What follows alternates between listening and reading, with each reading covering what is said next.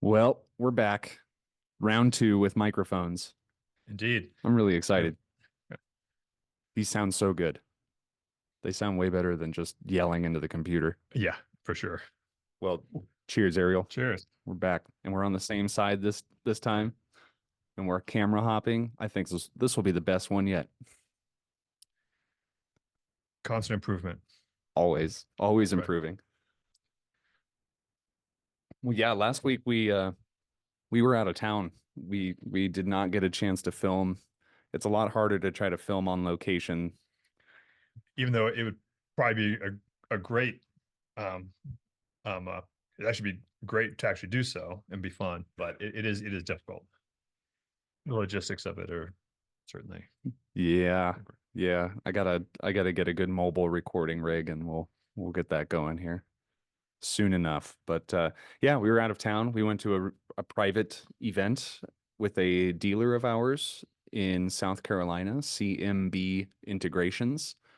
They're kind of a hi-fi home theater, high, just custom integration installation kind of outfit. They do 2 channel and surround sound.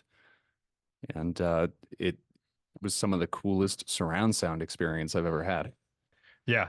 Yeah. So, I admittedly went in the trip a little bit blind. You more or less told me that we needed to go. So I was like, all right, told me a little bit about it. And I maybe didn't completely pay attention, but was excited to go.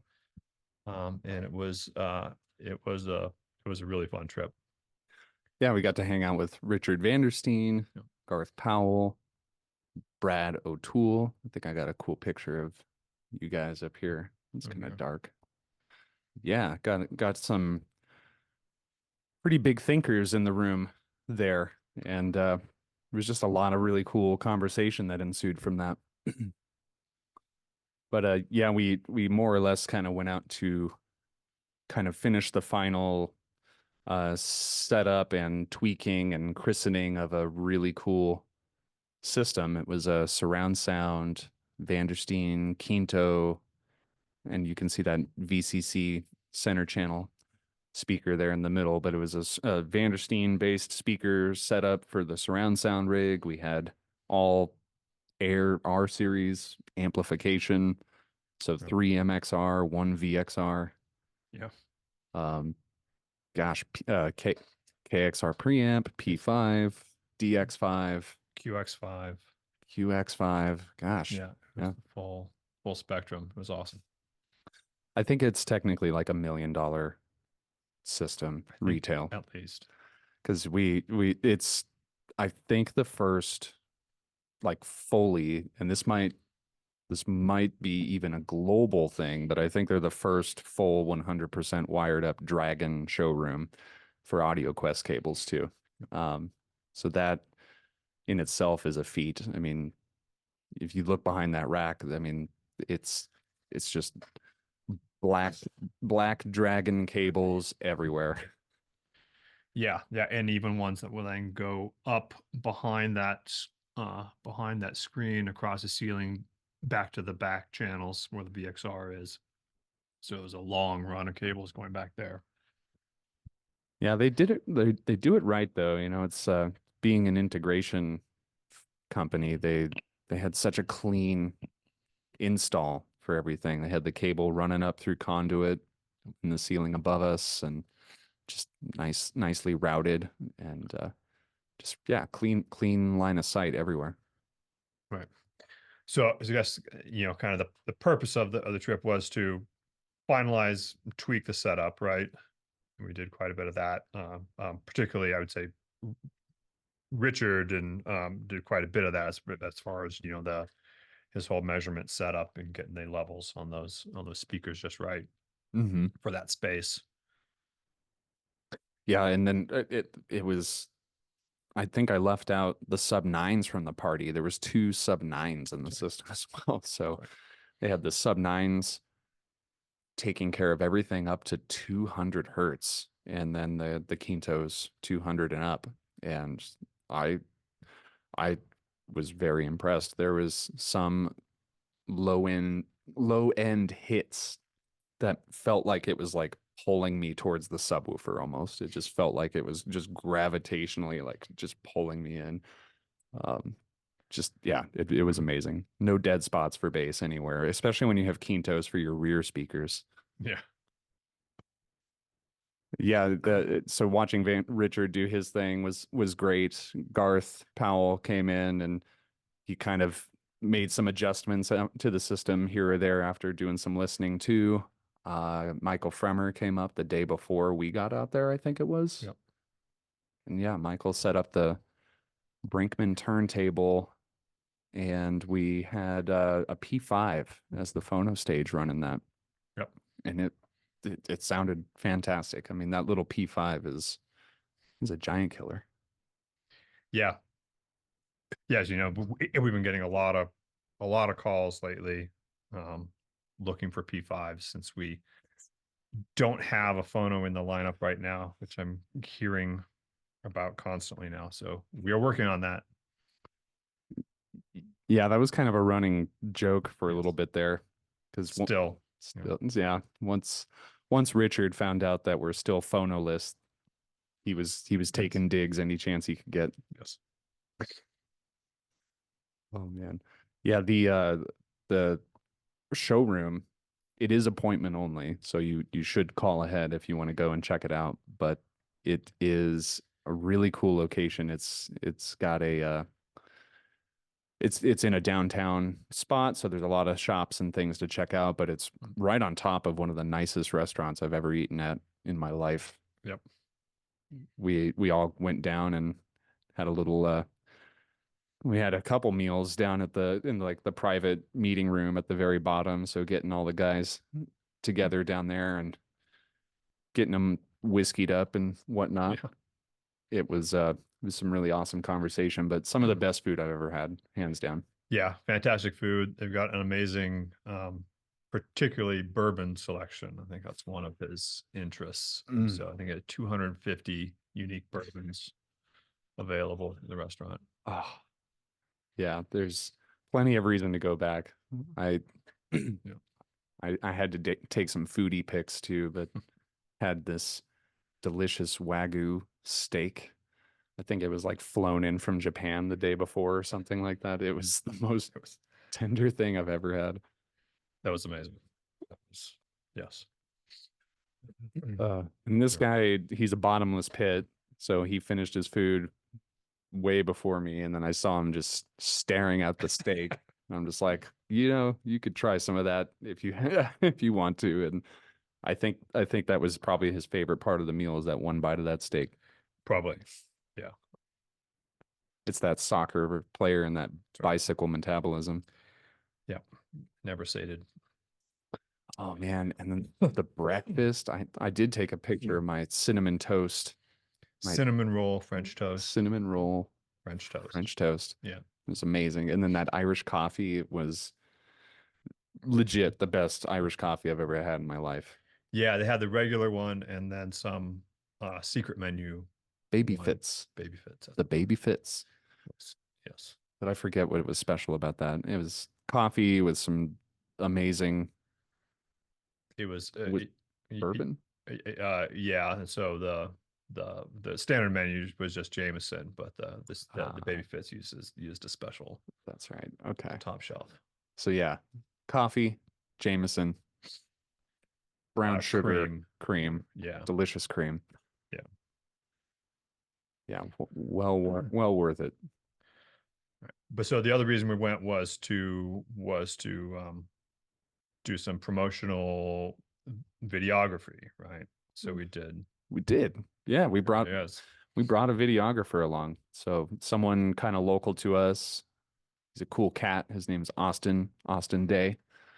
So he's got Austin Day videography, and he has a recording studio, Altitude Audio, as well. Okay. And so it was nice to bring someone along to, capture some of the cool memories of this, but also being audio conscious in the process. So Austin brought a bunch of microphones out. We had Richard and Garth and Ariel lavaliered up, and had a chance to kind of get some really cool questions on camera. This is all going to come out probably in a couple months from now, but yeah, just kind of documenting this pretty unique, one of a kind system and experience to get all these guys together and build this Dragon Air R series, Vandersteen Quinto, and potentially some Model 7 action in the future here. I mean, it was no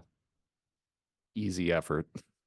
Oh, the other part of the system is the HRS rack, which I'll say is one of the biggest ones I've seen put together. So it's a 6 wide HRS rack, which I think also showed up a day or two before, and it sounded like they had quite an ordeal getting it upstairs to the showroom.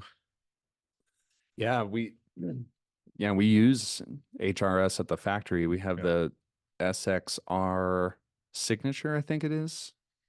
So it's the kind of the middle tier SXR, but we have kind of the upgraded framing that kind of goes in between them on the sides. So ours is just a step up above the SXR. But this was all VXR throughout. That's their top of the line stuff. And I think it is the largest VXR rack that HRS has built to date. I believe that. Yeah. But yeah, we love them. I mean, I think the running theme, I think, between all the brands and kind of what we all bring to the table there, to me, the word was accuracy. And, like the HRS stuff is so important in that regard too, because I was talking to our dealer about this out there. Is just like before you even hit play in the music, there's noise, and it's going to be largely from physical, mechanical, structural noises. And so before there's even a note played electrically, the noise is prevalent in most systems. And so if you can eliminate that as a baseline, reduce. I mean, you'll never eliminate. Reduce, yeah. If you can reduce that as much as possible before you even start connecting things like that, that's a big part of the equation there. But to take it the next step, you've got AudioQuest and all their noise dissipation technology, and it gets rid of any of that electrical junk and RF based junk before it even gets to our stuff. And then we have our own host of unique core technologies that eliminate or reduce that as much as possible. So it all just complements each other so well. It is very much a system and not just a bunch of boxes connected to each other. There's kind of a special type of synergy, I think, that this combination of system and components can bring. Yep. But good call on the HRS stuff, because the other thing that really was impressive about that too, I had to snap a little picture of the little damping block thing, but pretty much every component had one of these damping blocks. Yeah, which was new to me. Yeah, I haven't experienced these before. Well, it's pretty, I don't know, it just the chassis noise reduction thing itself is I think worth experimenting with. But these I mean, these little blocks of aluminum, it's so dense. I mean, it doesn't take much for it to kind of soak up some of that chassis noise, but that was impressive. And then each unit also had its own vortex, I think it is. It's vortex or helix footers as well.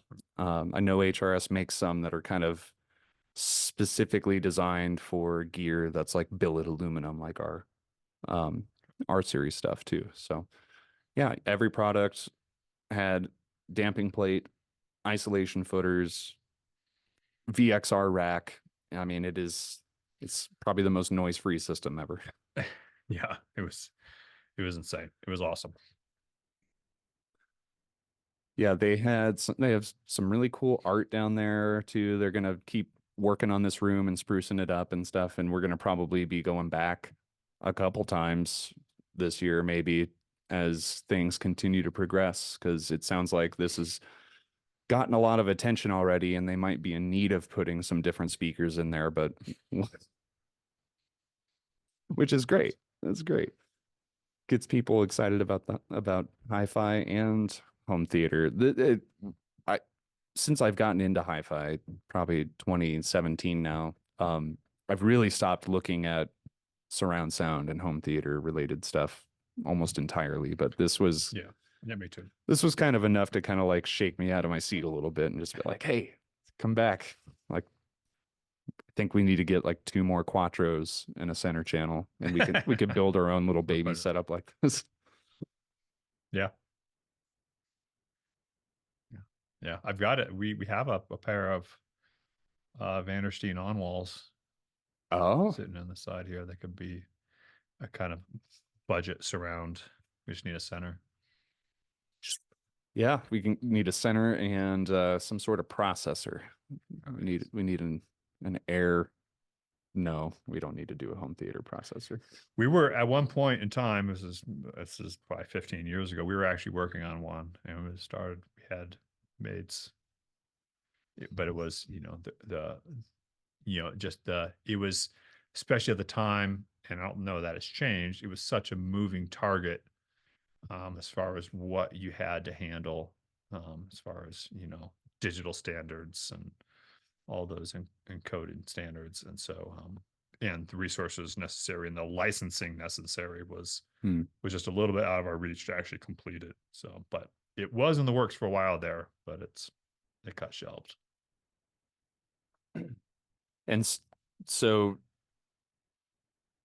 in order to do proper surround sound, you have to like pay licensing or royalties to DTS, Dolby. Yeah.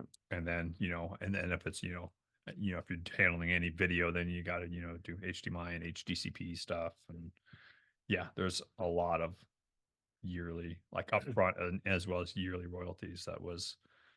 Is not something that that small company like us could really handle at the time. Yeah, maybe we can just stick to the DVD audio or Blu-ray audio side of it. We don't need to get super multi-channel, I guess, but that would be nice to be able to split out, at least at minimum, be able to split the channels. We don't, maybe no processing. That'd be kind of cool. Yeah. So and that's one of the benefits of our AirLink system is that even though most of our products or all of our products are basically stereo products right now, you can expand it to handle multi-channel and still stay in sync with the AirLink, so that the volume levels of multiple preamps would stay synced up, for instance. That's cool. That's kind of a way around it.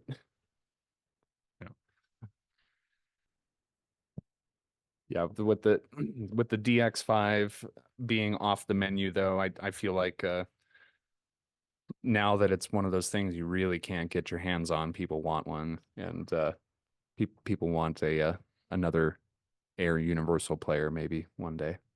So we should try to look into that. Yeah. Yeah, that's something that we get a lot of demand for, and I keep my eye on what's available, because again, that's not something that we can design from scratch. We need some kind of platform, some kind of donor player. We've used Pioneer and as well as Oppo in the past, and so we need a suitable donor, and that is the key to the whole thing. And so the last couple of years I haven't done a deep dive into that, see what's available. We did a few years ago, and they're really, there's some key features that are necessary for us to be able to provide what we need to, as far as as far as the clocking, access to the signals, to be able to provide the level of audio quality that we need to. And so there's some players that simply do not, especially as players have kind of progressed and got higher tech, a lot of the design has gotten more and more integrated, smaller and more integrated. Right. And so it's harder to tap into the signals we want to steal And so if it all gets integrated to one chip, we can't get inside the chip anymore. And so the old days were easier because everything was really spread out. They had, single chips for single purposes, and it was really easy to tap into what we needed. It's getting harder and harder. It's like car audio. Yeah. It's like now you can't do anything unless it's like the integrated in dash, like, receiver in the car. Right. But back in the day, it was like you had your disc player, your tape deck. You could take those out separately. Yeah. Yeah, I like having more control. I don't want it all to be integrated. Right. Yeah. Yeah, Sony or Panasonic is probably the ones as far as multi-format use for us. But whether they give us the data we need, I guess that's the other thing. Yep. But now, yeah, it would be amazing to have a Redbook CD player like a la CX8 and some kind of 5 series multi-format player, and then maybe down the road a CD SACD transport, just like a robust R series transport. Yeah. Yeah. Would love to be able to do that, but it's all about that. About that donor, really. It's true. So, yeah, we have to keep our eye out for that. But what if we made our own from scratch? That's it's possible. That's a lot of work, requires a lot of resources. That's certainly above my current skill level by myself. It's not going to happen. So maybe someday soon we'll be of the size that we can do that. Yeah, there you go.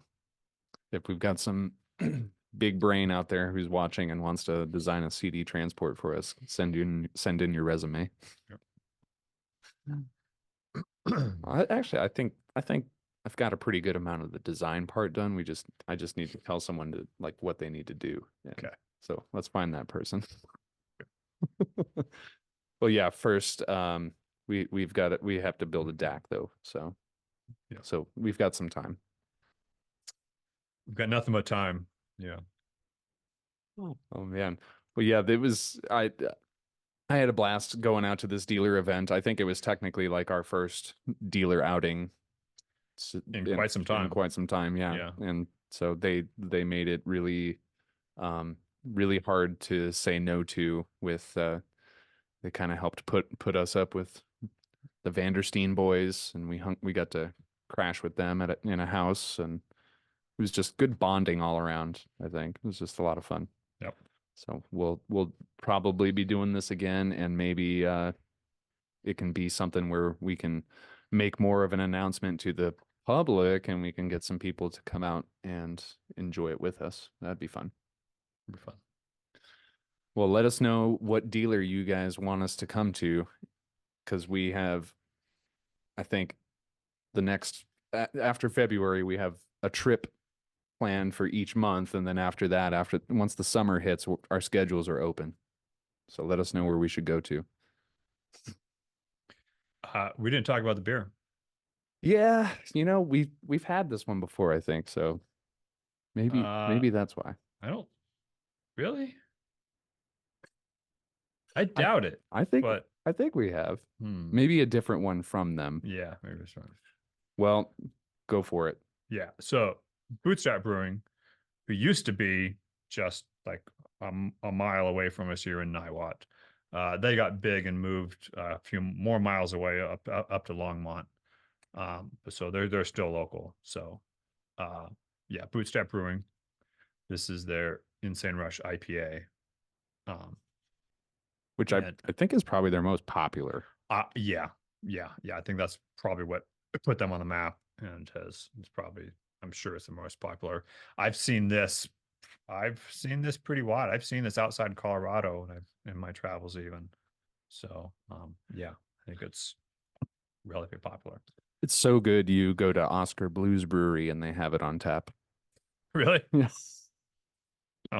Yeah, I haven't been there in a while. Yeah, Oscar Blues has a few brands that are not their own on tap. They're just just to have the options. But Yeah. it might be foreshadowing something too. Maybe there's a buyout that might ensue. But yeah, I've liked Bootstrap for a long time there, and I remembered their name finally, Steve and Lacey. Yeah, Steve and Lacey. So husband and wife, they're very much into music. They've got a lot of live music that comes through their brewery, and they try to support local musicians and artists, and they're just awesome people. So I like to support them. So yeah, Bootstrap Okay. Brewing, Insane Rush. Well, pour one for yourselves. Thank you for tuning in. I think we're going to be heading out for the evening, start our Evening weekend, for the weekend. Yep. and then we'll be back tomorrow, probably Saturday. Yeah. Yeah, probably. Yeah. We'll be doing something tomorrow. Never ending. It's hard to be away from this place though when you love it. I mean, I feel very fortunate that I get to go test and listen to music from time to time. Yep. It's a nice perk. Yeah. It's a nice problem. All right, everyone. Well, cheers. Thank you for tuning in. Happy Friday. Cheers. Have a good one. Meow. I said meow. Yeah, you did.